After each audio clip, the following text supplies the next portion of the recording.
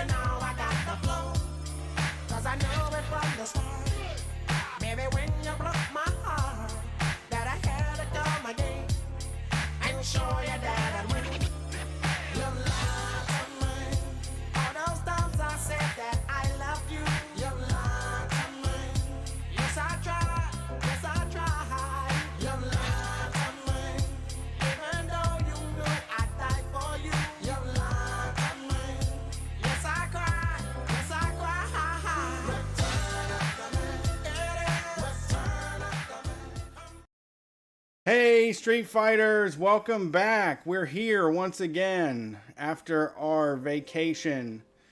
We're back Wednesday night Street Fight in the basement. Brett and Brian are here to talk more shit than we ever have before. It's a newly refreshed chapter of Street Fight. Tomorrow night we do Dungeons and Dragons. So check that out on twitch.tv/StreetFightRadio. Tell your friends that we're back. Best time to subscribe is right now. Leave reviews everywhere you can. We are the #1 anarcho-comedy radio show on any station across the nation. And we have been doing it for 10 years now. And are going to start doing live shows again. Pittsburgh, we're coming to you in September. That's our first announcement. We're working on more. That will come on social media. But I'm glad to be back. I didn't realize how much I would miss it. It does feel like a little bit like Christmas morning. I gotta say, man, it has been. I checked before I left. The last time I podcasted was May 27th. Wow, that's unreal. It is. It is. You were 26th, I think. Probably. I guess so. Because I had the POD cast before we were out of here. But man, it is fucking terrific to be back. And I'll say this. If you're a podcaster out there and you ever want to really, really, get out of your lane and do something new, I suggest you make a TV show. Then you'll love podcasting again. Yeah. Yeah, we took the break to make the Means show. Nothing against Means TV, but we did not have any idea of what we were signing up for. No. And this is way easier than doing a TV show. Nothing against Means TV. It's all against TV as a medium. Like the actual medium of making TV it's not for us. It's exhausting. It's exhausting. Me and Brett are too temperamental. We didn't realize, I think one of the things you learn when somebody else gets moved into the system that we're not like technically their boss is that like, we don't like to have a boss. We are very bad at having a job. Yeah. Being told what to do. Yeah. Having expectations. Yeah. But I got here today and there's gifts we got. Yeah. Right? Yeah, the mail Why don't came we open in. some giftos before we get to talking? I'm sure, for those that want to hear the real heavy TV shit, it'll come out. Eventually we'll talk about it. The TV show's not out. I don't want to talk about making TV because it was hard. Yep. And I don't like hard things. Except for, Heat O'Brien likes to have a hard thing. You know what I'm saying? You know what I'm saying? He's back, baby! He's back! Heat O'Brien. I'm going to open this present that we got in the mail. Yeah, if you want to send anything to Street Fight Radio, we are P.O. Box 82306, Columbus, Ohio 43202. I got a little package here from Rust Temple. The Rust Temple. Good name. Oh, it's a shirt. This is from Mike. And I'm opening it up. Whoa, it's a sleeveless. Oh, I'll take that. That's for you. Wooden spoons. Okay. We got some wood spoons. For beating kids with? No, Brett, we don't do that. That's a Trillbillies. The Trillbillies beat kids, not us. This is an awesome shirt. I love it. What size is it? It's XL. Trust who? Temple. Rust Temple. Rust Temple. Yeah, I think before I left, I said I was a sleeveless guy. I like Rusty Temples. I'm a big sleeveless guy now, but I have a new passion. Really. What's that? New clothing passion. And it's something that it's going to take work, really, to get it to happen. I think I need to get hockey jerseys back in stock. I think my new thing is that I want to make hockey jerseys cool. And the reason being, because I'm hoping that by this fall, I can start wearing a hockey jersey. Instead of a coat? Yes. I think I was like probably 1997, as when I was in high school or going into high school. I tried to convince my mom to let me buy a hockey jersey instead of a winter coat. They're not like that warm, really. I know, but they're that cool. They're much cooler than a winter coat. They are. I had one. I had a hockey jersey because my dad played hockey when he was growing up. And he played hockey he was like a second string guy on Ohio State. He is just a big hockey guy. He loved hockey. So he got me a Mighty Ducks jersey. Okay. Boy, I one of my memories I have of wearing that shirt was at Kings Island, which is a place that's only open during the summer. Yep. So I was obviously wearing a hockey jersey midsummer, just sweating my ass off. But what happened was, I rode one of those white water rafting rides. Yeah. Right? And that thing dried off in like no time. The dude I was with, my friend that I brought, he was soaked all day Yeah. from it. Just miserable, chafing, the whole fucking Mold. thing. My hockey jersey was just Okay. dry. I do have to say in my eBay watch list right now, there is a Metallica Load hockey jersey with a pus head flaming skull on it. And they always send me like, this seller's offering you 8% off today. And I'm like, that's not enough, my friend. No. I mean, I am like really into the idea of I got super into ICP over our vacation. Now I want an ICP hockey. They had a lot of good hockey jerseys. Yeah, they got some great ones. All right, this last one is from Ian. It's wrapped in a Domino's pizza box here. There's a note on the back. It's a piece of... Oh, yeah. Brett and Brian, here are a couple of paintings I did lately, and I think you guys would like. I know Brett has a new place to furnish, and hopefully this starts Brian on decorating his walls. The one of the shirt is for Brett, and the one of the owl is for Brian, so you don't have to work it out yourselves. Hope you like them. Ian from Philly. P.S. I've called in a couple times. I had the landlord whose tow truck got repoed in the culturally conservative fast food place. Nice. Well, thank you, I think I know what Ian. these are. I think I asked about these. This one is of the shirt. Oh, man. I wanted this so bad. Okay. He did a oil painting of the Lermworm. I'm sorry, Oh, that's the cool. obelisk shirt. Yeah, the yeah. Street Fight obelisk shirt. Yeah, I mean, we're getting a new place. So, stuff like that. Oh, I mean, Brett could also just put it in his house, too. I'm not trying to take it from him, but we are getting a new place. We need decorations. Beautiful. It's a deer, and it looks like an owl from here, but I don't know. I think he said owl. What? It said owl. Yeah, I knew it. I know what an owl looks like. Thank you. Hell yeah. You're welcome for telling you what an owl looks like. No, I was saying thank you to Ian, not to you. Oh, okay. Well, you're welcome still, even. So, yeah. I mean, how was your time off? How was your 2 week? We had 2 weeks off, too. I mean, it wasn't all TV show. It was 10 days of TV show and then 2 weeks off. So, how was your time off? It was up and down. The biggest highlight, I went to the Indy 500. That is a highlight. That is a big one. I stayed up all night before. I had like 3 hours of sleep, and I was like, fuck, I have to get up at 6:30 to do this. So I woke up at 6:30 and started tripping immediately, and then basically drove there, met up with a guy that invited me from Twitter, which I was a little bit nervous about. But then, like, it was him and his husband and his family, and it was, like, the best possible circumstance ever. Matt Bone is his name, the Matt Bone, or that Matt Bone on Twitter. The best time ever. And his family was, like, so fucking sweet. They're, like, it was crazy. It was an amazing experience. Indianapolis is an awful place. I'm sorry. I mean, even in Ohio, like, I felt like I was too cool for school there. Yeah, Indianapolis. It's chuggy. We did a show there, and I wouldn't say the show was bad. We did book like a 10,000 seat venue there. No.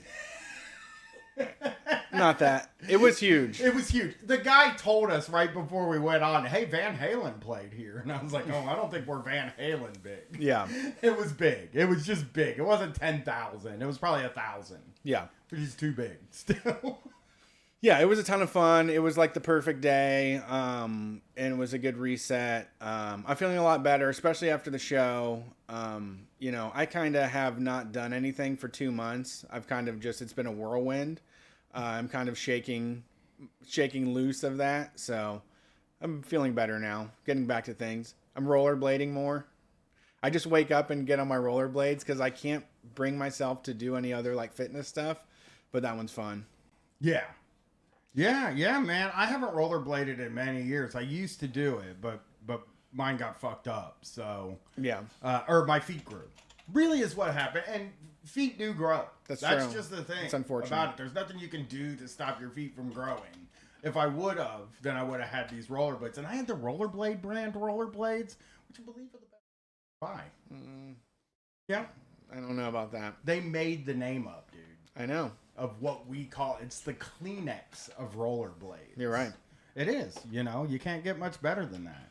So, man, that's I went to Asheville, NC, North Carolina. I went to Lexington first. I hung out with Tom Sexton, my fellow holy boy, and just a all-around dear guy.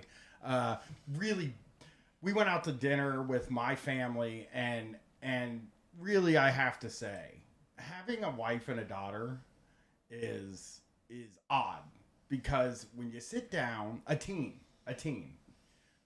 When I got back to the hotel that night, because I went and did something with Tom, but they went back to the hotel. He dropped them off at the hotel, and then me and him went to his house so I could do something for him, and record something for Tom, okay? And when I got back to the hotel, my wife and kid were sitting in the bed, like, smiling, and I was like, what the fuck's going on? Like, did one of y'all fart or something like that? Because that's always funny. Mm-hmm. And they were like, it was so cute, you just sitting there talking to Tom. Just you and Tom. It's so sweet. And I was just like, don't do that. Don't. They're proud of you. You had a big boy conversation. You didn't look at your phone. Like, you're making progress. It's like, don't tell me I'm cute because I carried on a conversation. Yeah. You'll never do it again now. Exactly. So, yeah, that was something. Then I went to Asheville, North Carolina for a wedding. It was wonderful. The wedding was incredible. To be outside with people. They danced. They tried to get me to dance, but damn. I want to. I have some pictures of me like attempting a little bit of dancing with the wife. Here's said, get out there with your partner, basically, is what they said. And I was like, no, I'm not going to do that. And my wife sprained her ankle anyway. Mm-hmm. So it was kind of like, no, I don't have to do it, you know? Yeah, I would say, I'm not going to say that you should have gone out there and really cut a rug the whole time. But if you're going to withhold, you should wait until it's like 3/4 of the way through the dancing, and then you go out there, and then everybody gets excited. You can get a big pop out of one dance. Yeah, and I was sort of standing, like, we stood off of the dance floor too when we danced, and like, I just couldn't stop laughing. It's so goofy to dance with your wife, you know? I don't know. It felt goofy to do. And maybe it was just. Were you just like pointing in the air or something? No, I like did the arm. Slow dancing. Yeah, it was like a slow dance song. So we were just kind of like. This is awkward. You know, we haven't done that ever. I don't think me and my wife have ever slow danced in over 20 years. Dog. You gotta grab her like that. What do you do when you slow dance? Hold on. You gotta touch the small of the back. Okay. Well, maybe one day you just rock back and forth. It's yeah, man. My cowboy shirt. Damn it. My cowboy shirt was a big success. I even made it to the Instagram story of the wedding. Whoa. In my cowboy shirt. Wow. But I took it off 1 hour after the ceremony. I was out of it in a t-shirt. Yeah. So, you know. It was a good shirt, though. I posted a picture of me and the wife, and I'm in my cowboy shirt, and people are saying, like, man, you look good in that shirt, man. That's a really good look for you. And I was not going to wear it again. It's got buttons. I don't wear shirts with buttons on them. I just it necessitated. I might wear it to like a funeral because it's black. Yeah. Or a wedding or something like that. Like another. That's your dress shirt. Not that you have a dress shirt. Basically. I have one dress shirt now, and it's fly, and I really feel it's fly. Mm-hmm. But I don't wear jeans very much anymore. Like you can't wear a cowboy shirt with cargo pants. You also can't wear a cowboy shirt with shorts. There's never been a cowboy in shorts in the history of cowboys. Never. They didn't even cut off their jeans into jean shorts. I know. You know? Yeah, it's a hard lifestyle. It is a hard lifestyle. So we do have stuff to talk about that isn't just what we did on vacation. And one of these, me and Brett read very early on in the filming of the TV show. And I said, Brett, do we need to save this? Do you think this will be outdated? This was June 4th. And you said, no, you absolutely have to save this. So this is from the Columbus Dispatch. and it is an opinion piece by Roger Valdez. Okay? And here's the headline. Let's just get the headline out of the way. Sometimes I like to skip the headline and just read the story because it's like you don't want to give it away what the story is, right? Sure. But this one is good. Opinion. Landlord, feudal, outdated term that helps paint housing providers as villains. So, before the break, we did learn that HR or supervisors are now called people managers. Right. That's a softened term. So now we call landlords housing providers, apparently. You can't say landlord anymore, even though having a landlord is extremely feudal. Yeah. It feels like feudalism, you know? Well, we had the caller explain to us, Trust Punch, that, those landlords go to their local governments and get them to provide services to make more money off of you, to steal more money from you. Absolutely. They are lording over your life. So, first of its kind legislation has been proposed in Ohio to change references in state law from landlord and tenant to housing provider and resident. For what? In what? In like legal? Wait, in what? So, when you write a law about this thing, about rental laws, yes, you have to say housing provider now. You can't put they don't want you putting landlord in there. This is the legal term. They don't like that term, which is wild. I'll say this. Now, I'm not a landlord. I'll never be a landlord. I don't want to be a landlord at all. I am not pro-landlord. But if I was a landlord, I would love to be called a landlord. Sure. Like a lord. Yeah. Of my land. Like, that is a fucking high-level thing. I would never fight against somebody calling me a lord. Ever. There's just not even a chance. Yeah, I understand that. Yeah. It seems aspirational. Right. It would be like if the Queen of England was like, oh, don't call me the Queen anymore. I'm fucking, I don't know, a bloodsucker. Mother of the country. Mother of the country, yes. No, you want to be the queen. When you get the power of landlord in you, you should be proud. And you should be on the defensive. Yes. You should also know that someone wants to slice your throat at any moment. You should be looking over your shoulder. Several people want to slice. Yeah. Like a whole movement of people. Your teeth should be chattering at night when you think about all of the people you've wronged and how they'll one day take up arms against you. Right. And now let me talk a bit about Roger Valdez before we get further into this. Because it has his picture and trust me, wild look this guy has.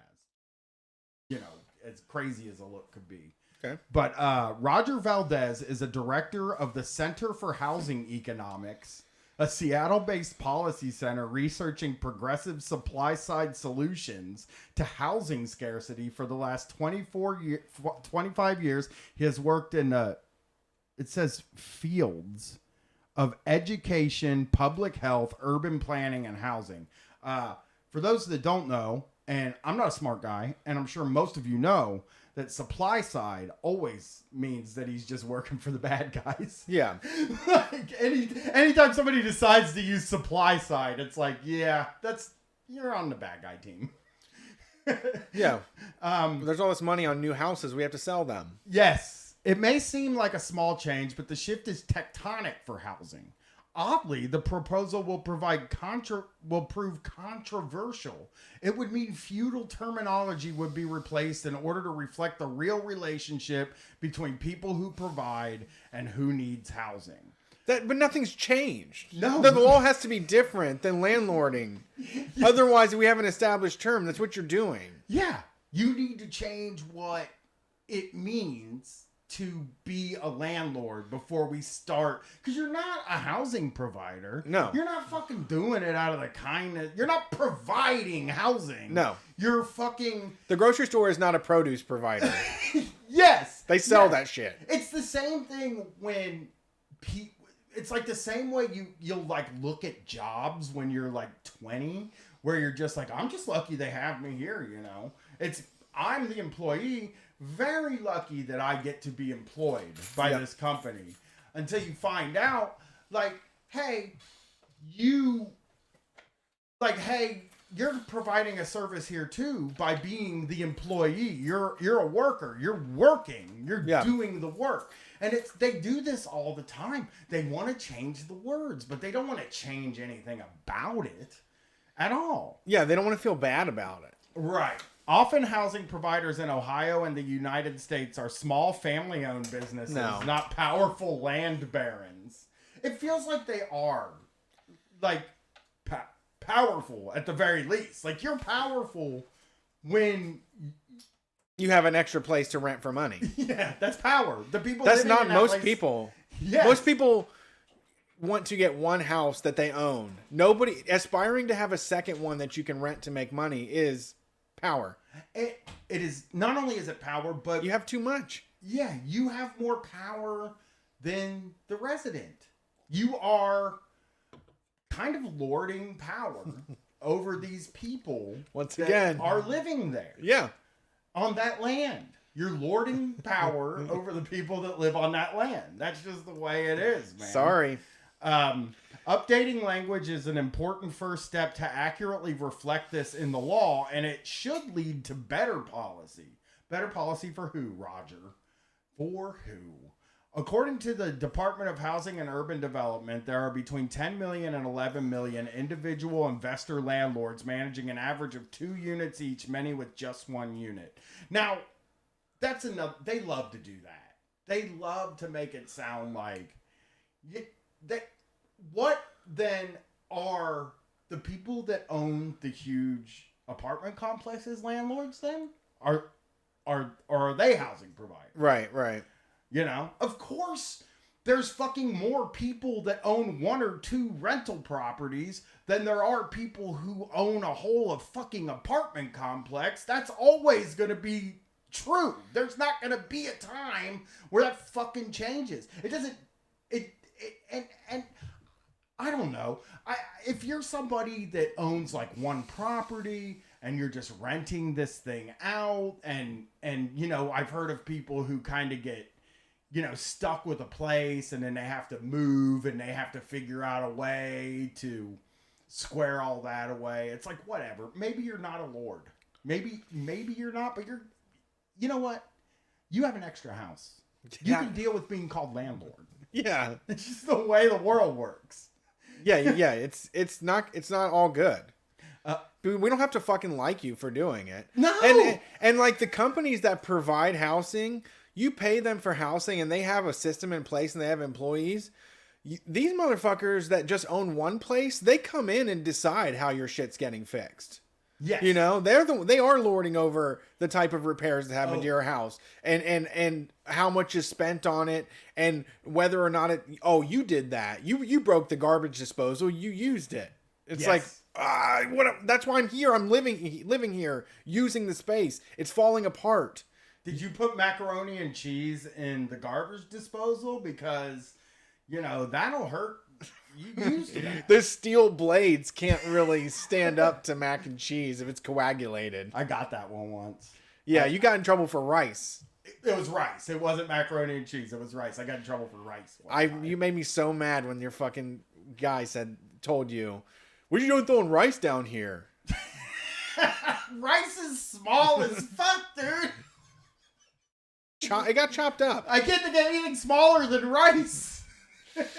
Yeah, fuck that guy. But it is one of those things that's like, they do make all the decisions. Like, if something gets fucked up, I don't get to pick who fixes my stuff. And that is something that I'm fucking cool with. It's like, whatever. If it gets fixed, I don't care. Yeah, my lord. Thank you, my lord, for fixing my problems. Yeah. My lord. Well, no, I'm saying your ass is my lord, though. I'm still calling you Lord. You're my lord. Yeah. You said I can't grow vegetables in the backyard. You're the lord of this land. I can't do shit here without your permission. You're the fucking lord, not me.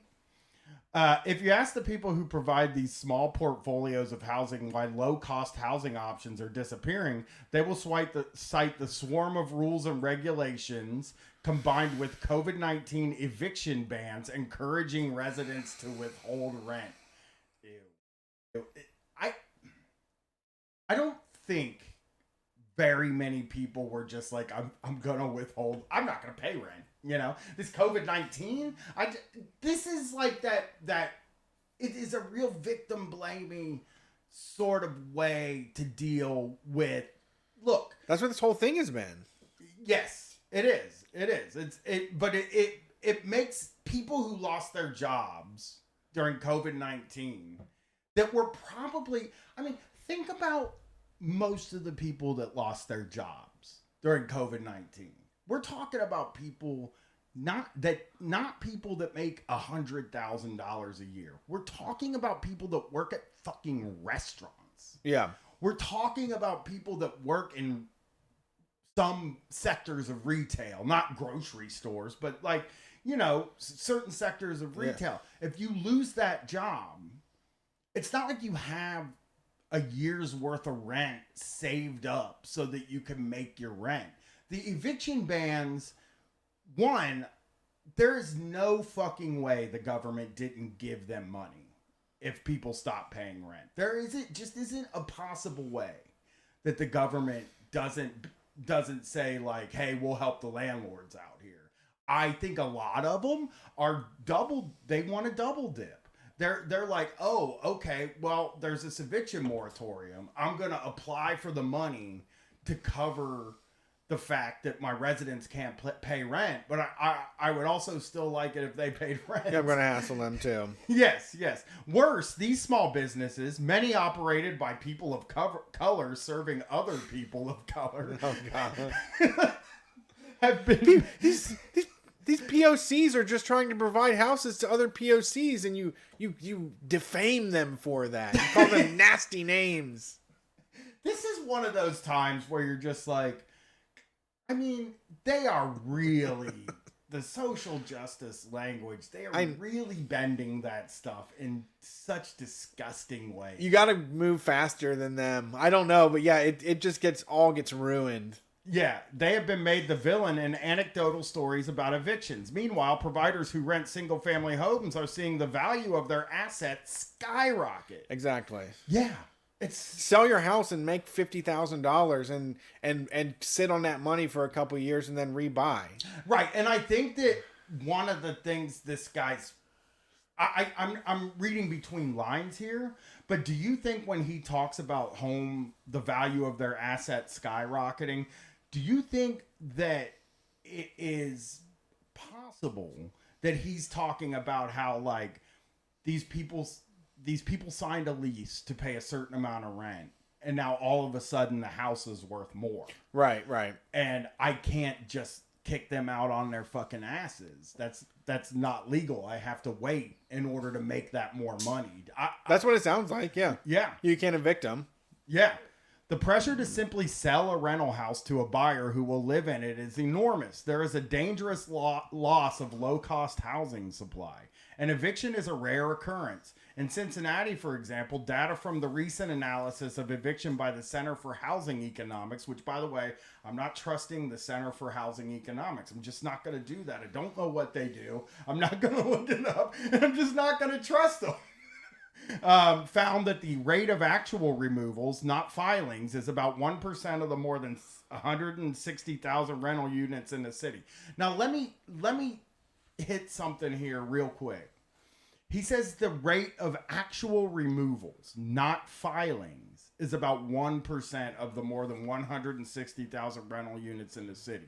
As though a filing for eviction is not a problem. Right. For the people that live there. It's no big deal. Oh God, they just they get a pink notice. Paper. They get a pink paper or a yellow paper. That's all it is. Man, we've talked about this in the past. I think we even made it part of our live gig, but like those papers they put on your door, and I'm sure so many people that are listening to this show have had those papers for sure. Those are terrifying. Yeah. When you are young and broke, and it scares anybody. I fucking got the first one I got, Brett. I came home from work. There was a piece of paper on the door that said, "Notice to vacate the premises," which is like, that notice says that I have to leave. It doesn't say like, "Hey, there's some other stuff." The idea, the words on that notice are telling me I have to leave. And I went in my bedroom and I started fucking packing, dude. I started packing my stuff because I was like, well, fuck it. I guess I don't have a home now. Right. And then my roommate came home and was like, nah, man, it takes like 3 months to evict you. Yeah. So wait till the sheriff is here. yeah. That's what they said. And I don't even think it was my friend. I think he was a little freaked too.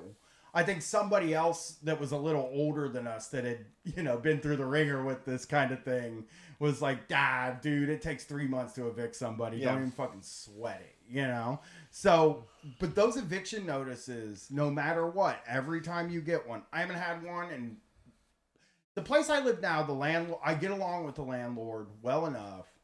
They have always been flexible with, if I get in trouble, I have to, pay. I paid my rent in 2 installments and stuff like that. Like but before that, I got notices to vacate the premises all the fucking time, and there was never a time where that like felt good, where that didn't take a little bit of like a spiritual toll on me. Like the people that come home with their kids and have to rip that notice off of the fucking door. That's tough, man. That's not just some little thing, that like doesn't count. Yeah. In the grand scheme of things. It counts still. Even if you're not actually evicted, all of that shit counts. Yeah. And there's so much of the unemployment benefits were not handed out or not given, or for someone like me, I shut down with bureaucracy. So I don't even know what I would have done. Like, I don't know if I could have managed if they said you're going to be on the phone for 3 hours to wait for an unemployment specialist or whatever. I don't know if I would have ever got it. Like we had people that called in early on during the pandemic that said it was impossible to even file for unemployment. Right. And then, the Florida people. Yeah. Yeah. And then being eligible as well is something that's not guaranteed. I mean, we got so much fucking shit. We got so many calls in last April, May. Like those months, we got so many calls from people that were just going through hell with their landlords. Just pure hell. And trying to get their unemployment was hell. And like, that was our call-in show for the first 2 months of COVID, was all that. And like, now we're writing stories about how, well, maybe the government went a little too far banning evictions, Yeah, think about our housing providers. Yeah. They can't give their gift of houses anymore. The government's stood in the way of them sharing their wonderful gift of charging 2 times the rent than they did before, because all of a sudden there's a market boom or something. All of a sudden, I mean, in Ohio, housing, it's fucked up. It's crazy. It's fucked up. Like, if you're unacceptable, you ain't buying a house anytime soon. No, like, not me. You personally. No, I wanted to. I know, but you're not. I'm not. Not right now. From what I've read, nobody's buying a house anytime soon. Yeah. It's a lot. The groups that benefit from evictions, like attorneys who represent defendants in such actions. So now a bad group is the people that actually defend tenants. Can you believe this? The bad guy really is the DSA housing caucus. Yeah. These people show up, they put all this evidence out that, that we shouldn't be hounding these people for money. It sucks. They don't think about us. They only think about themselves. Here you go, Brett. They like the notion that their client is like a feudal tenant bound to the land and subject to the whim of a lord. But if there is a power imbalance between consumers and providers of housing, it isn't the wealth and power of people who provide housing, it's scarce housing. So it's the scarce house. First of all, housing isn't scarce. Have all heard Yeah. about the amount of houses that we are in no danger in the United States of running out of houses. Yeah. It just isn't going to fucking happen. Yeah. It's not scarce. It's a artificial scarcity Yeah. that makes it more expensive. The motherfuckers build a new fucking neighborhood every 6 weeks. Yeah. In town. You got a whole fucking new neighborhood. The sprawl. I actually, in Asheville, it occurred to me that, like, I was out in the country. I stayed out in the mountains. I wanted to be in the country. I wanted to be away from a city. I wanted to be able to look at stars and shit like that. But I was 10 minute drive to downtown Asheville. And what occurred to me from that was the size of Columbus, Oh, yeah. Ohio. Like, Oh, I heard the guest on Block Party was trying to say Columbus ain't that big, but we're bigger than Cleveland and Cincinnati. We're number one in Ohio, baby. by a lot. Yeah, by a lot. I've been to a lot of cities. We now. are Ohio. Yeah. Columbus is Ohio. If you drive from one, I will fucking take anybody from one side of Columbus to the other, and they'll be like, I can't believe it's this fucking big. Yeah. It is land-wise, it's massive. And the sprawl. And a lot of cities have this kind of sprawl. It's like they just keep expanding and expanding. There's zero money for renovation. There's zero money for investing in what is already there. The only way to make money is off new developments, new contracts, new tax abatements. All of it is around developing new things. There's no money to be made from taking care of the housing that is already here, but maybe falling apart. You know, they leave North Linden. They're about to do it there. They leave North Linden in shambles. They don't provide any services. Their curbs are fucking falling apart. And then they are going to come in and just revitalize it. And there's millions of dollars of contracts for that because the Columbus Crew will fucking sponsor it, or some bank or some insurance company will pay to bulldoze a part of the city that everyone ignored.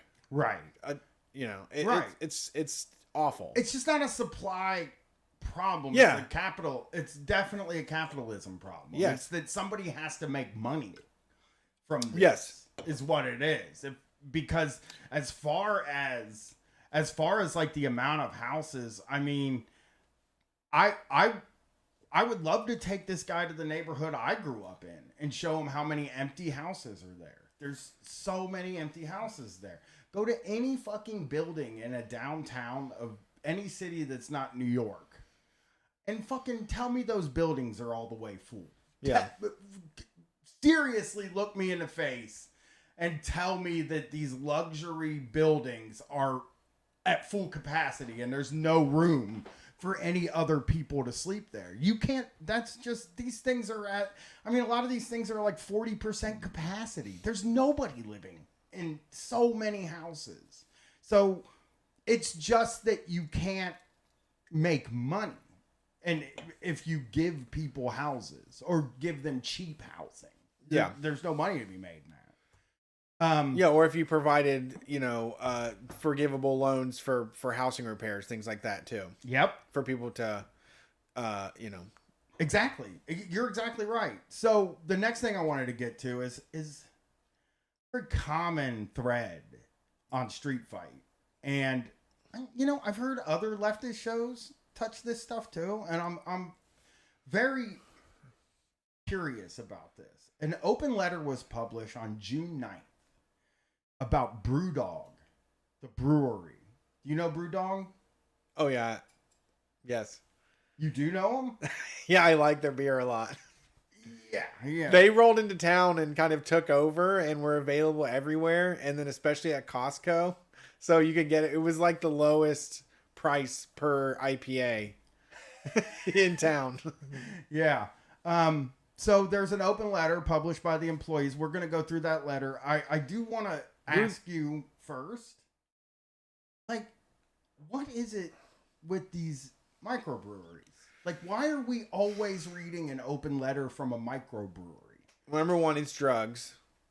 Like, it's something that it's like sandwiches are comparable, but because like we say, anybody can make a sandwich, and selling sandwiches isn't that unique. Okay, but beer fucks you up, and people want to get fucked up, and it invites folks in because there's a lot of money to be made. And the problem is they all, for some reason, consider themselves as like healing the world. They all think that like they're all on the side of every can is like, at the core of everything that we do is just roots and dirt. It's just down to connection. You know, it's just like cavemen and cave women and cave NBs. You know, we just all used to sit by the fire and drink some poisonous bread. And that's why we brew our beer, you know. It's a big lie. It's a thing where like everybody's partying, and then it's kind of like, dude, we're making fucking beer. Stop complaining that your back hurts. Stop saying like, dude, we're doing something different here, you know? Like we don't have like all the equipment is like the big guys, those big fuckers at Budweiser, man. Yeah, they got FMLA, you know, they got unions. But we're fucking the system up. And BrewDog, anybody, any single brand ever that uses punk, says the word punk, avoid. They say it right on the building outside. Yes. Like I remember walking by it and seeing that the first time, and I was like, what's punk about this? Looks like an expensive piece of property. Yeah. What I'm calling Tobacco Row now, actually. Right. Don't say punk. Don't call your beer punk. Don't say you are punk. You never are. If you were to ever say that out loud, you're instantly not. You're embarrassed. You're embarrassed. Yeah, you're a poser now because you said you were punk. But yeah, I mean, I don't know. It really is just it's just guys being able to take advantage of each other. It feels like it's a really macho and awful fucking industry. Exactly. It's macho in the same way that, look, if you're a listener, I'm not talking about you, but tattoo artists. Sure, a lot of them. It's the same. The good thing about tattoo artists is they don't have employees. Yeah. I mean, they you know, obviously some of them have like apprentices and stuff like that. But the good thing is that to run a tattoo shop, you don't have to have like 200 employees that you treat like garbage. Right. Did you pay $9 an hour and say this is all for them? That's also another. I don't want to do this. You think I want to fucking come and do this? I do that because you guys need jobs, okay? I'm a job provider. Jobbing provider. I'm a job provider. You'd be stuck at some fucking warehouse, you know, slinging boxes for the limit if it wasn't for this brewery opportunity. So apparently a bunch of these places had allegations pushed towards them, because the beginning of this starts out by saying like a lot of people have come out in the beer industry and we're looking to make changes, and that's the employees. I'm gonna start here. BrewDog have been flagged in a significant number of these allegations. We are not writing this to level further accusations nor to dispel existing ones. It is down to each and every one of us to decide whether we believe women or not. Rather, the purpose of this letter is to make known the feelings of former staff regarding the atmosphere fostered at BrewDog since its inception, in the hope that it might explain why so many allegations have come to light. BrewDog was and is built on a cult of personality. Since day one, you have sought to exploit publicity, both good and bad, and usually with the faces of James and Martin front and center, to further your own business goals. Your mission might genuinely be to make other people as passionate about craft beer as you are. That's exactly what you just said. Well, they have a TV show, I think. BrewDog does? Yeah, they're from like Scotland or something. Jesus. And I think they were on a TV show, I feel like. Why they pick Columbus? I don't know. Tax abatements, probably. Some kind of tax incentive, I'm sure. Well, we're good for climate change too. Like a bunch of people are going to have to move here eventually. We'll be the coast at some point. Yeah. So, you know. So I apparently there are some real allegations against one of the owners of the place that I don't have all of that information. But here we go. You spent years claiming you wanted to be the best employer in the world, presumably to help you to recruit top talent. But ask former staff what they think of those claims, and you'll most likely be laughed at. Being treated like a human being was sadly not always a given for those working at BrewDog.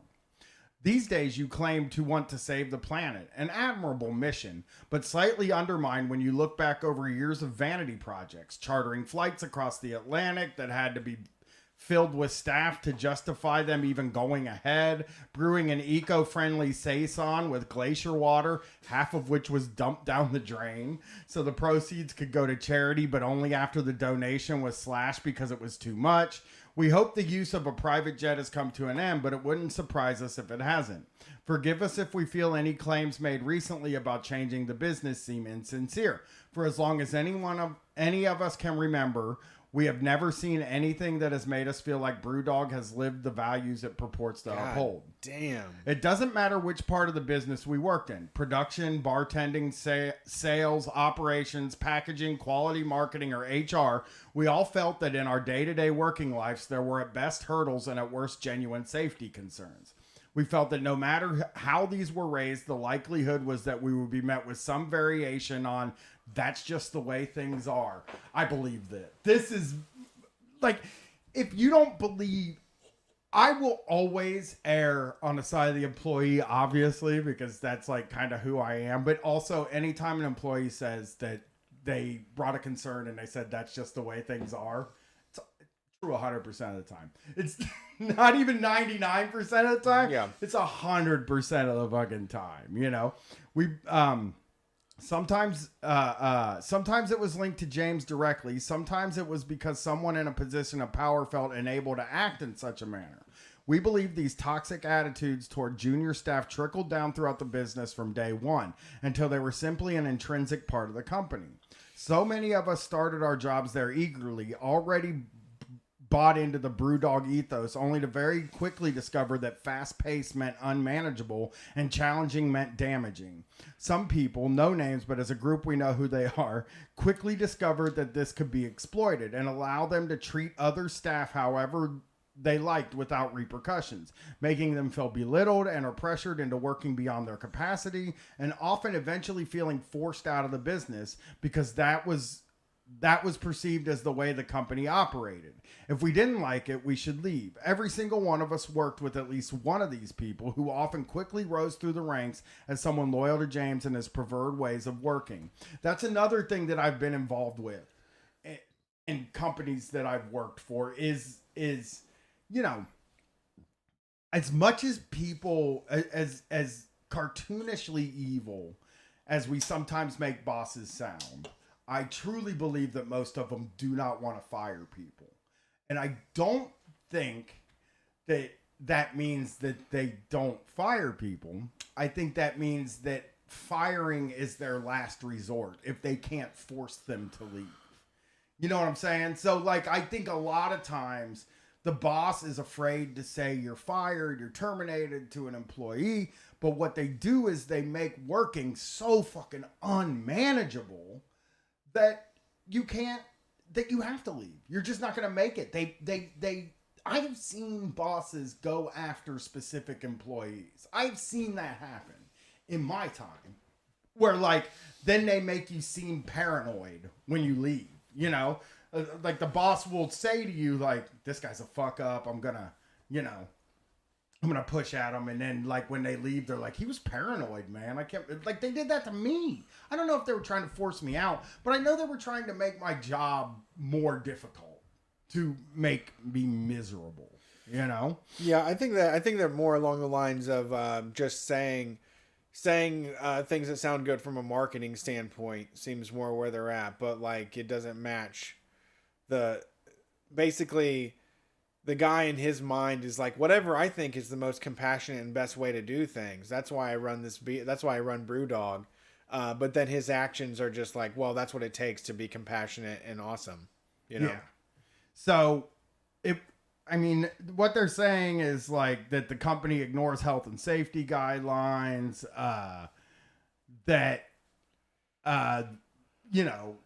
BrewDog said they would hire a mental health ambassador, which oftentimes businesses also do that. Like, it's you're the problem. It's not the culture of the company. It's a mental health. Yeah, they're gonna people. get you a calendar so that you can write down your schedule for the day and plan for your 9-hour work days. Getting treated like shit. Absolutely. So, Brett, I have 2 more things here that I want to hit. And hey, if you work at BrewDog, feel free to call in on Sunday. We're back for the call-in show. Would love to hear from a BrewDog employee. Yeah. Brett likes to drink BrewDogs, not the beer. I guess not anymore. But I'm saying that like beer as in BrewDog. Oh, I love BrewDogs. Like that's the way you say beer. They can't take that away from us. Yes. I called beers BrewDogs way before that brand. Yes, absolutely. But everybody did. Nick Weiger has always called them BrewDogs. Let's move to a little. I got 2 more lighter stories here that I think you'll enjoy. Zippo stuff. I wish there were more stories about Zippos. I love Zippos. They don't even have a Zippo guy. It's out. It's gone. They don't even have the little like carousel spinning at any stores anymore. I haven't seen one. You're scaring me right now. Have you? When was the last time you saw a little carousel spinning around? They had like a fucking Miami Dolphins and a Harley Davidson and a... The problem with Zippos is that I lose my lighter all the time. That's why I have to have like 15 lighters in my house. Right. I have lighters all over the fucking place. Oh my God. What about one Zippos are only $10 now. Oh yeah, they're nothing. I mean, it's just a little... I mean the good ones aren't. Oh, I just found a Playboy one that's $45. Okay. There is a Zippo that says I'm gay on it, if anybody's looking for that. Official?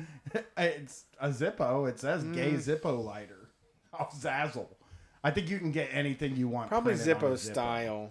Yeah, no, I think it says Zippo, so I'm going to go with it. So yeah, maybe I will get a Zippo. I know that they're fresh, which, oh, by the way, for the listeners, I use Fresh now. Like, I just started using Fresh. I feel like you've said it for a long time. But a lot more. I am using Fresh so much. Everything I see is Fresh now. Yeah, so okay. You're just going to have to get used to that. I do like this matte Zippo. I'm buying a Zippo. Not right now, though. Let's get to the story here off Yahoo Life. It all started when Glenn Tharp went to order a delicious combo meal from a Houston Burger King. The girl automatically said medium or large. Tharp told local news source Click2 Houston, so I said I only want a number 6. And she said medium or large with a higher tone. Of course, Tharp could have just asked for a small, but as he told Click2, by failing to mention the small option, Tharp thinks Burger King is tricking customers into upsizing their order. To me, it's not right. To do that to the customer, Tharp told the news source, I think it's dishonest, as Click2 reports. The difference between a small combo and a medium combo is 54 cents. But as Tharp explains, it's the principle about it. Nightmare customer. This Glenn Tharp, you are a nightmare, sir. Listen, you're technically right. I'm with you. I would take your side on this. Bugging people. And like just annoying people for 54 cents. You just don't do that. Yeah, I mean, I would keep, that's a handy tip that you say to people. Like, right? That's something that you be seeing like, hey, while I got you here real quick, you should also know at Burger King, they'll ask you if you want your combo to be medium or large. You can actually order small. And then that person will say, why would you ever order a fucking small combo? It's ridiculous. Nobody would ever order a small. It's a stupid order. I order a large and throw away 3/4. What do you get? Thank you. What do you get? A double Whopper cheese combo small? Small size. It's like, come on, dude. You're at the Burger King. Do it. There isn't an option for health. There's not a healthy option there. Just fucking get them. Why do you want a small? Start a blog. Start a new blog where you tell people how to save 54 cents on every trip to fucking Burger King. And then this guy goes to war with Burger King, which I'm no big fan of Well, I don't want to say I'm no big fan of Burger King. I do like Burger King. Slaps. Nobody turns it down. Yeah. I'm no fan of the Burger King corporation, but their food is good. Sure. I enjoy it. It's probably one of the top fast food places to me. Wow. That's just a little thing with me. Bottom being Wendy's. Bottom. Whoa. It's the bottom. The worst place. Nothing worse than Wendy's? I cannot eat at a Wendy's anymore. It's on the downslope, dude. It's the bottom one now. The bottom fast food place changes with the times. Oh, I know. Just like 5 years ago, Burger King was the bottom place. People were like, I think Burger King is going to be out of business within the next 5 years. And then they just had a resurgence. And that knocked Wendy's down a little bit.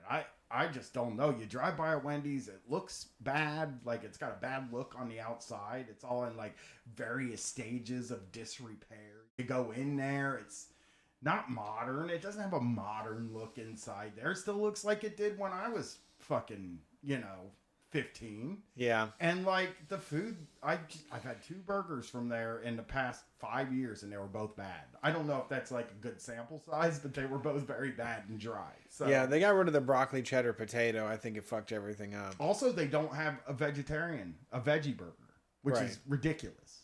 Neither does McDonald's, but Wendy's doesn't, And McDonald's is said to be making a veggie burger, which I got kind of frustrated with because they're not making a veggie Big Mac or a veggie quarter pounder. It's like a whole new burger that you have to order. And it's like, you don't understand. That is a fundamental misunderstanding of vegetarians to do that.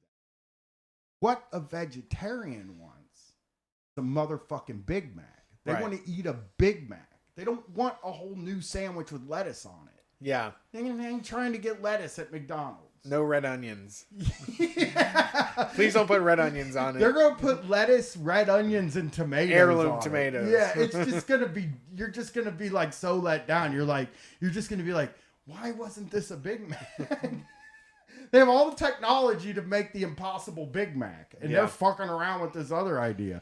But what do you think, like this Burger King guy is if you're a listener and you're thinking about going on a crusade against some workers, look, I don't care if you go home. And well, he's taking it to court. He's not going against the workers. No, he's not taking it to court. He confronted the cashier through the drive-through. He was like, and then he went online and decided he was going to blog about it. Like he was just like, let me just like get a nice little blog in, and now he's yelling about it. It's just like that I'm fine with. You're what they call a crank, I think. Yeah. If you get mad about this, if you know you can order the small. Sir, you're not allowed to order a small combo. Yeah. That's what it should say. You know what you should try, sir? And I'll just give you a little hint here. The way a combo is rung up at these places is still individual. You still do each thing. Try getting a water with your combo. I mean, what is a small fry, by the way? What is that all about? Yeah. Why would you want a small fry? I mean, I would just say, like, sir, small combos are reserved for patrons that are 16 and under. 8 and under, really? Hey, we call that a kid's meal. That's a kid's meal, actually. Yeah. Oh, you want one kid's meal? If you want to join the Burger King Kids Club, that's totally fine with us. Yeah. But we have some paperwork up here, but yeah, on your birthday you'll get another free Happy Meal. You're allowed to order a kid's meal. I promise. There was that whole you don't have to be a time. kid. Yeah, you can order a kid's meal instead, sir. Yeah. Okay, here's our last little thing. I just enjoyed this. I think you'll get a kick out of it, Brad. I think our listeners will like it. It's a very good little story for us, people who like scams. So, a rapper best known for facing off with Eminem and 8 Mile isn't welcome in Iowa anymore. In the movie, Gerald Strikes Sanders' character loses a rap battle with Eminem's character. In real life, Sanders has lost a legal battle with Iowa's Attorney General Tom Miller. What? At issue is a company Sanders runs in which young adults recruited from inner city neighborhoods go door to door around the country selling products like magazines, clothes, and pet accessories. What? He runs it. He runs that shit. Eminem beat that guy in a rap battle? At the end of 8 Mile, the guy that he beats to win the rap battle. Yeah. At the end of 8 Mile, it's him. The guy from the movie. That also guy a rapper. has kids coming to the door trying to sell you magazine subscriptions. Right. And I got to say this. He was in 8 Mile, okay? He should probably have money, I would guess. And some kind of money. Did he just invested in this scam business? I don't know.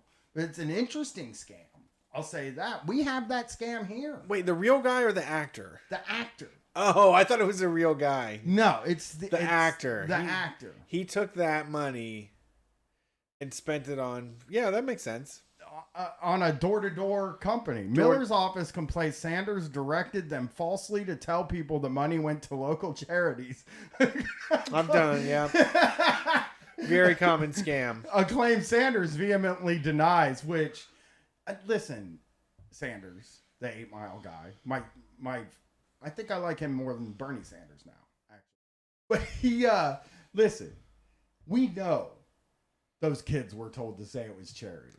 Yeah. How many times have you gotten I love that. I think that's like my favorite scam. One of them. The get a bag of candy, walk around and say, hey, this is for my basketball team. I did it today. You did? Yeah, I gave some kid $10.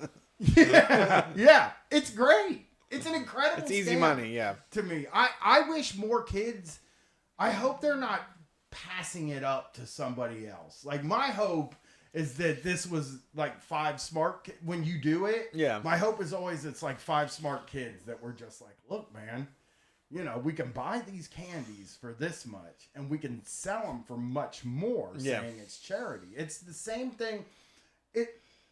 My favorite scam in the world, right? I don't know if it's done. It might be done, but it's something I've always thought was the best scam in the world. It's that you go to Target and you buy a roll of tickets. You know what I'm like raffle tickets? Mm-hmm.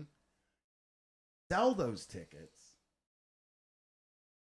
Yeah. You know, you like go around town selling the raffle, because that's what I feel like that's what a lot of contests are.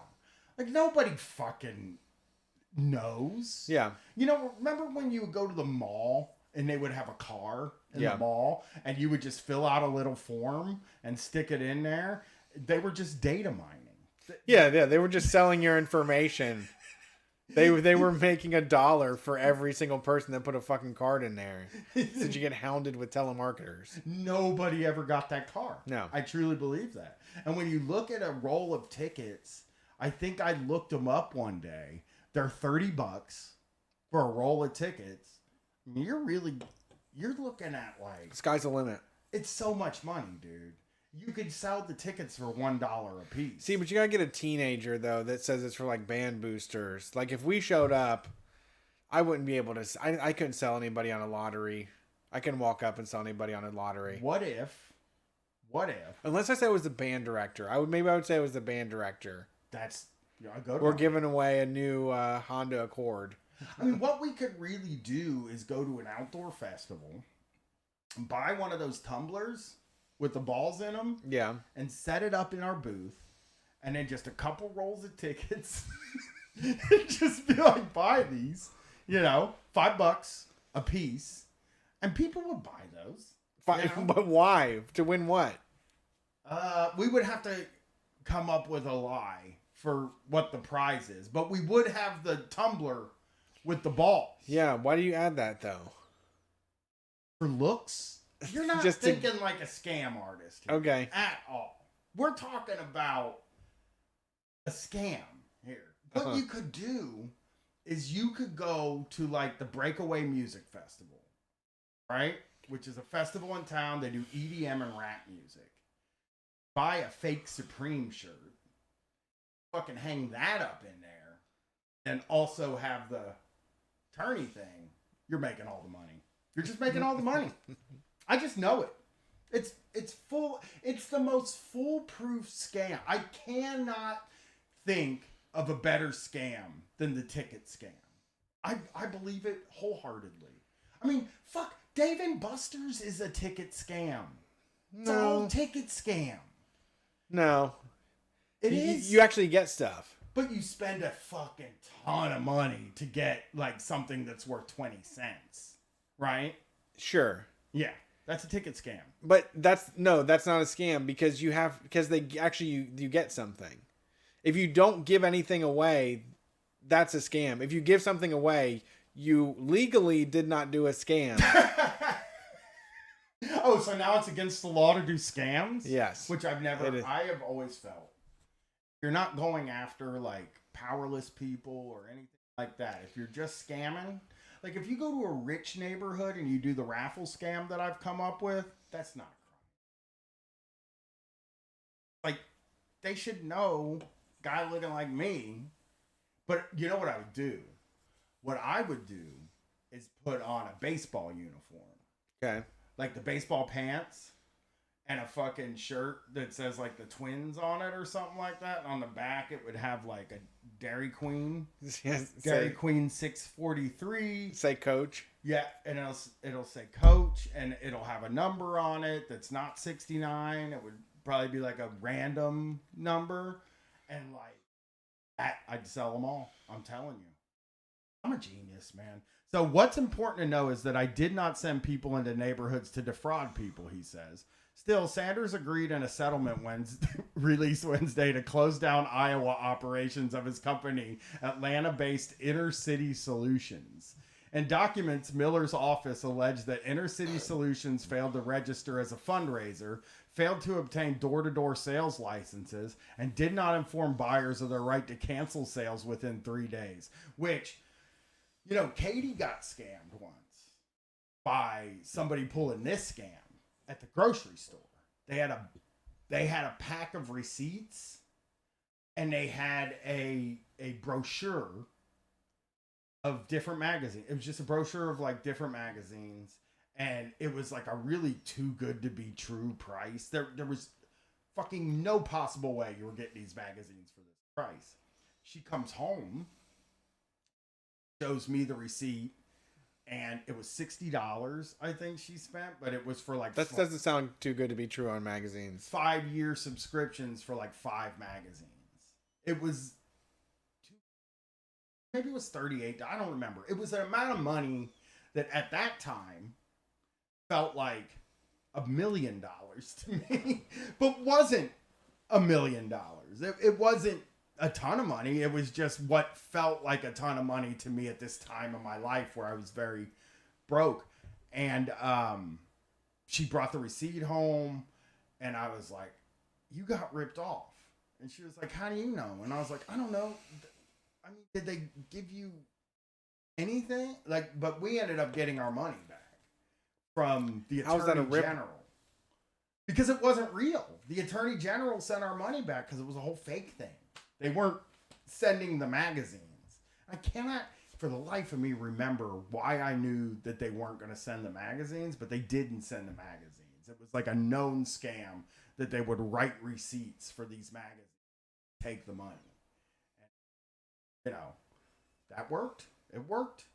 So maybe we just get a book of receipts. That's another way to make a bunch of money.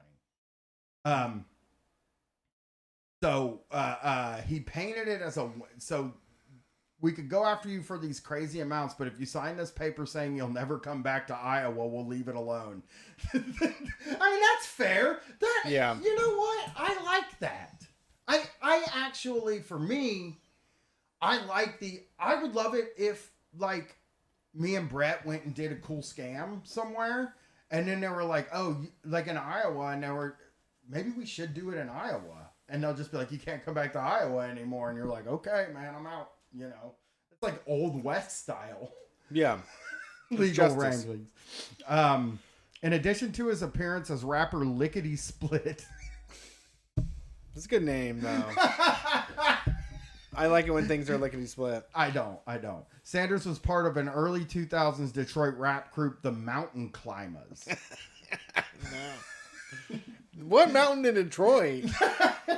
Just a mountain of life, probably, I guess. Yeah.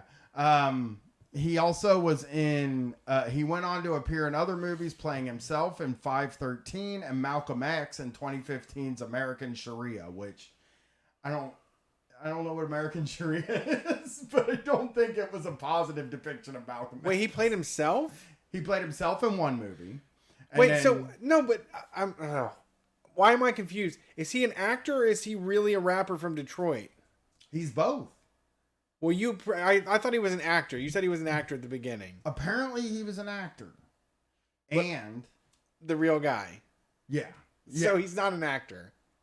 He portrays himself. He played Malcolm X in American Sharia. He played Malcolm X? He did. That's what they said. It's an Eric Roberts movie. Let's look at the, after a prejudiced police officer upsets the Muslim community through racial profiling, the chief of police assigns 2 Muslim officers to regain the trust of the community. God damn it. Maybe that's some bonus content. You want to try to get American Sharia 2017? Yeah. That's a slog. I got to see what that's about. You got to know? Yeah, I'm interested. I like it. I like that attitude, man. Let's check it out. Let's check out American Sharia, where this guy that scams people plays Malcolm X. Well, I mean, so much crap. So many podcasts do the same old crap and report on the same old shit. So you got to find something unique. Man, it is so. But his star turn in 8 Mile almost never happened, according to media reports. He told hip hop magazine XXL that when he went to the auditions, I was on the run from the feds at the time. When we pulled up to the auditions, we actually thought it was the feds. He told the magazine what? At that time. He thought it was a sting. Oh shit, man! They told me I was gonna be in a movie. They're about to lock me up. Yeah, he thought it was a fucking sting. Jesus, man, I mean, that's heavy. That. Cops do that. Oh, though. I know. They'll do that. They'll drug thing. Tell you that you want a free TV. Come pick it up. You're actually getting arrested. Yeah. They go through people that have warrants, and then they just send them a thing like, "Hey, man, you want a TV?" It's probably the thing. We did a local lottery. There's $700 cash waiting for you downtown. Come get it. Exactly. Which, at the time I was in the streets carrying guns. My manager was like, "If they try to arrest you, I'll shoot in the air and you run." Okay, that's good to have your back like that. Then, just before he was scheduled to shoot the scene with Eminem, he was arrested on an attempted murder charge, and the movie star had to step in.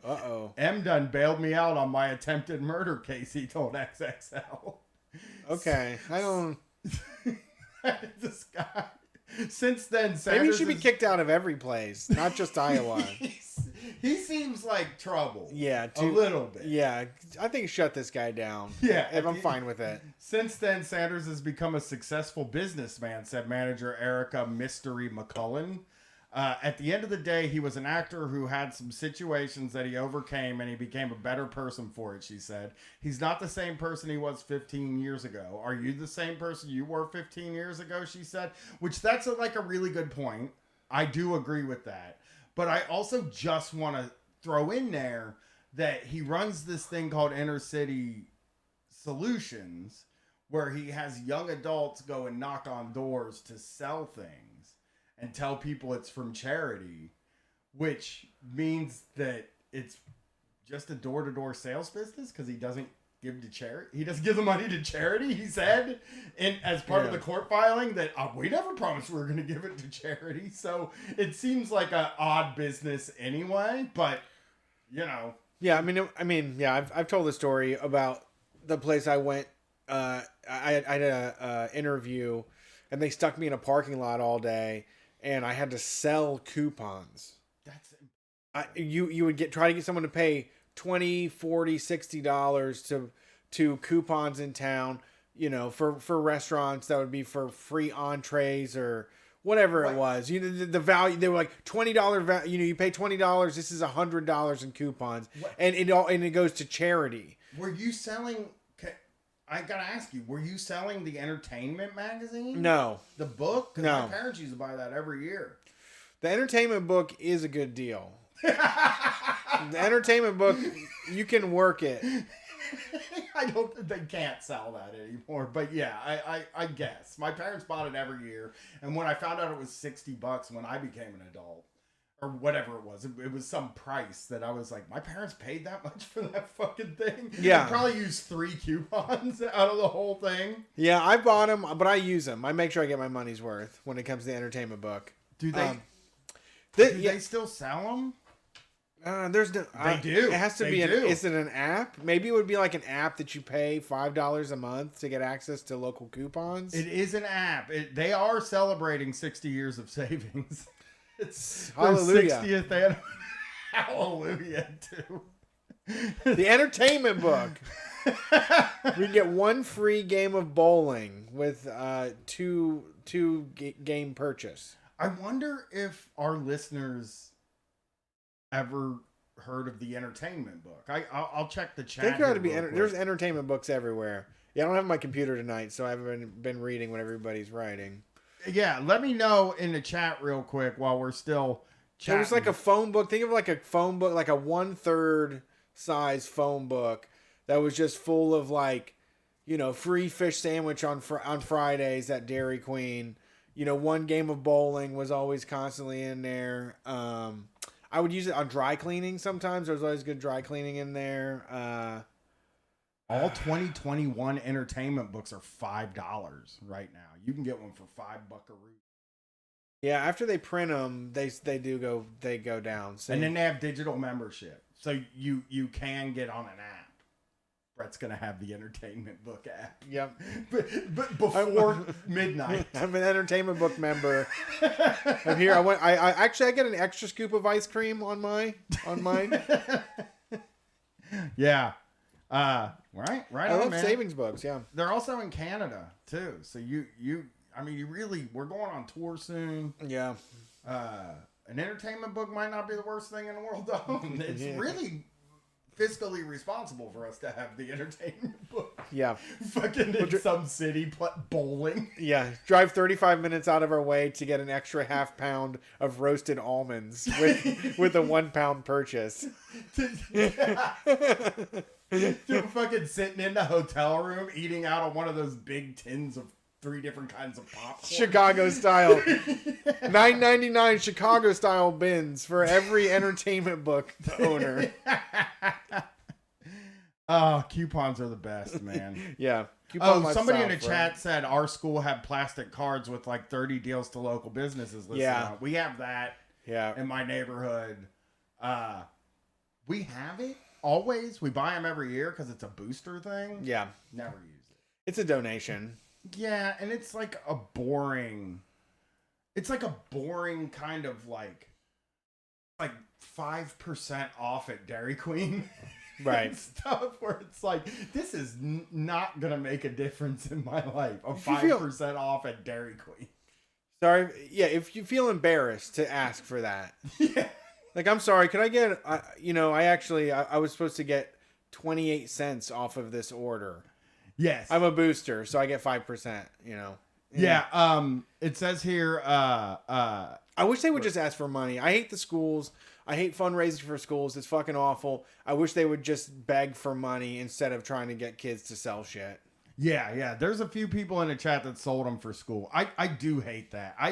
I would love to have taxes that don't pay for missiles and stuff to go to the school. So the people I hated it. I know. I would tell her, no, just don't do it. We did the math, and we need every child in this district to sell $18 worth of popcorn. Instead, you could just send $20 to us. Please, let's do that. Exactly. If they would just say what they fucking need, I would love either we make your kids sell $18 in popcorn or you send us $20. You decide. And I want to do that because I don't want to fucking...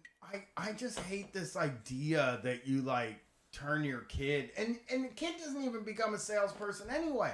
Like whenever Gwen had to sell stuff, Katie took it to work. Yeah. And it bothered the people at work with like, hey, do you want to buy... that Pampered Chef or something like that. It's like, no, I will. One of the kids we hated the most, his name was Ben, and his mom worked at a bank. and he would always have the biggest fucking. He would get like the bicycle or whatever it was that was the biggest prize. He always had it, and we would just be like, "Man, that motherfucker! His mom works at a bank. That's the only reason that he can do that." Yeah. I would be like knocking on doors all the time.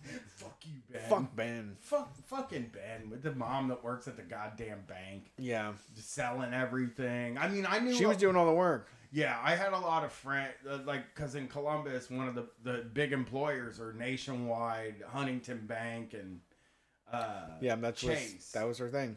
And yeah, if you work at one of those places, you can sell so much stuff. But like pecan sandies for fucking $14 a box.